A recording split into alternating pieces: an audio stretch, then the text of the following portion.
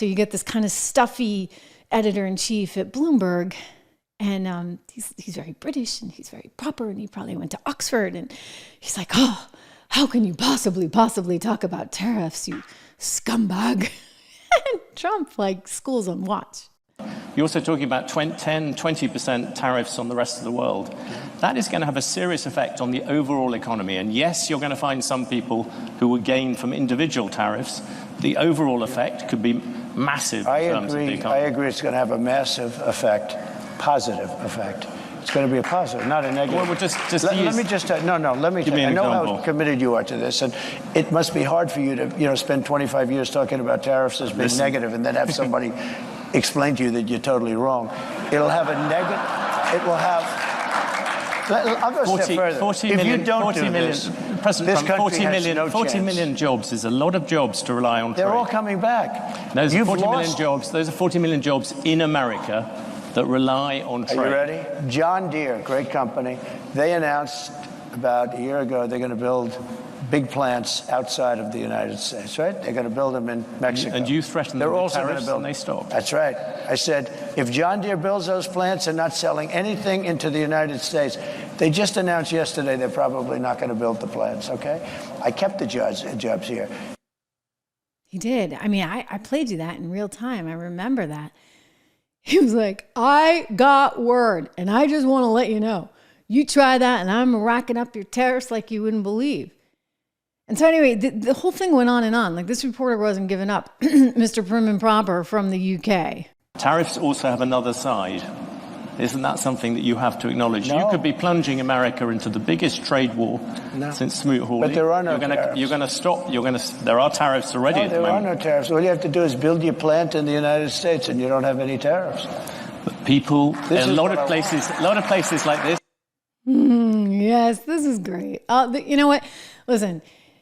I like that we're talking about sensible policies. I think the school of thought for too long was, you can offshore everything. You offshore it and you offshore it and people adapt and they move on. But, we're getting to the point where I don't think there's a whole lot more adaptation going on. You shouldn't have to have a PhD and be a nuclear physicist to be able to earn a living and, take a vacation once a year here in the United States. You ought to be able to get a decent job and provide for your family and have a nice life. And like, those days are gone. Like, you look at the inflation charts, those days are clearly gone because you don't have wage increases. Wages are down relative to inflation. I mean, look at the kids, K through 12 food, up 70%. 70%?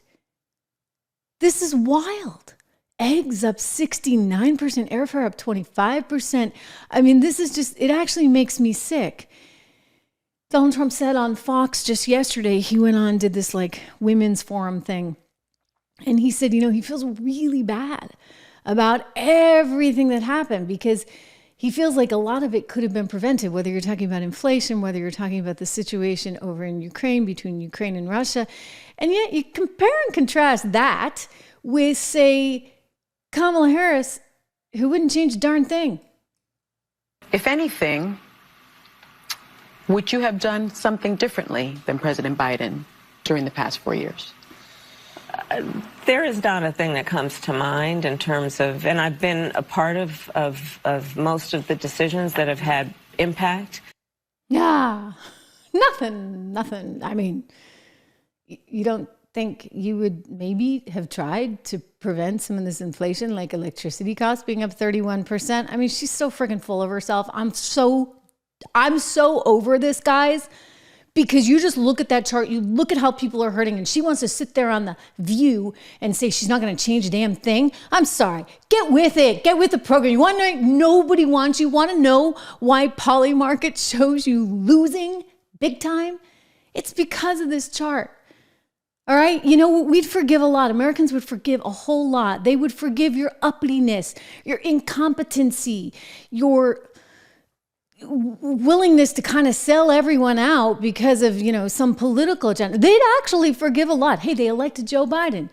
Except their lives, American lives, have been sort of sacrificed by the way of inflation. I mean, this is you, Kamala Harris. There's no other way to slice that. Again, shout out for one of our sponsors, Gold, American Heart for Gold. Trish loves gold. TrishLovesGold.com. You know I love it. I actually love Bitcoin too. I love diversified portfolios. I love the equity market. I like the bond market too. There's not much I don't like, but you can remember Trish Loves Gold, right? So go over to TrishLovesGold.com, up to $15,000 in free silver today for friends of the show. You can text my name, Trish, to 65532. Text Trish to 65532 to get more information, because this inflation's not going away. I mean, best case scenario, he wins.